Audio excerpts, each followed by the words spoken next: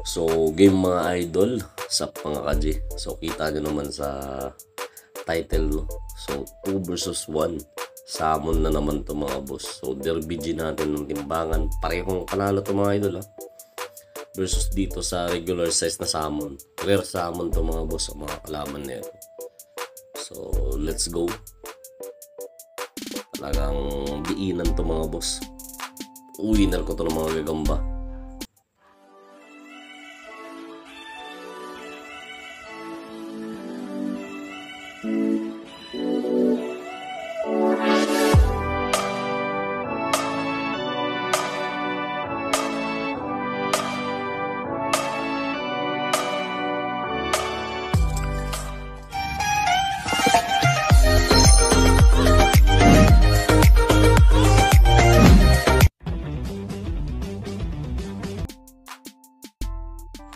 Game, mabilis ang sipat kilatis lang. So, rare salmon mga boss, regular size ng rare salmon versus yung timbangan natin. Parehong winner mga boss yung pangtimbangan. So, kitang-kita naman super yung materials.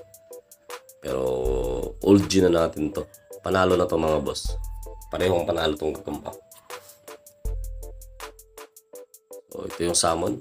Papakita ko lang sa inyo. So, super salmon to mga idol. Sa kanyang division, no? So, maliit to mga boss ko kumpara sa malalaking salmon talaga. So, check nyo sa Facebook page natin mga boss. Mag-upload ako ng super salmon. Compare ko dun sa mga monster size na gagamba. So, kitang-kita nyo naman mga boss, mahaba talaga tong normal na gagamba. So, game tayo. Oh, unang alpas mga boss, nilipat ko agad ng stick to. So, game tayo mga idol.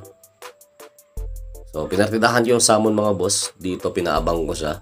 Kuha ng 2-1 kasi to. So, mabibilis kasi to mga boss, itong derby G natin. Iba yung kagat na nito, gawa ng winner na nga. So, pinartidahan ko yung salmon. And mas mahaba to mga normal na gagamba. Pero nung nasa baba, no, biglang parang dublado mga boss. Kapal, haba, salmon lahat, no. So, wala mga idol. Pinagpagla ng salmon nung first fight. So, kayang-kaya kasi sa katawan, no. Pero panoorin yung second fight mga idol.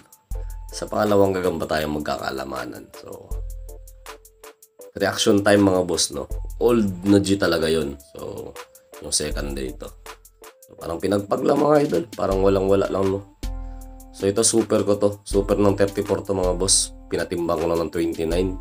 Shitty G's lang yung laban yan. Yung pinatay ng salmon, no. So, game natin mga idol. Salang natin yung isa. 29 din timbang nun mga idol. 8-10 naman yung laban nun, no. So, mahaba talaga yung gagambang ginamit ko mga idol. Pinaiksian ko kasi yung kaha. So, let's go. Dito tayo magkakalaman mga boss.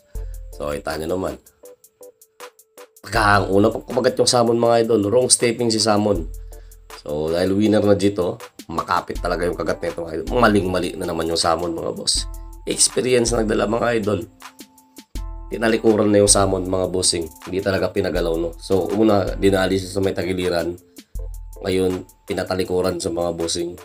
So, reaction time mga idol sa experience ng gagamba, ibang-iba kumagat.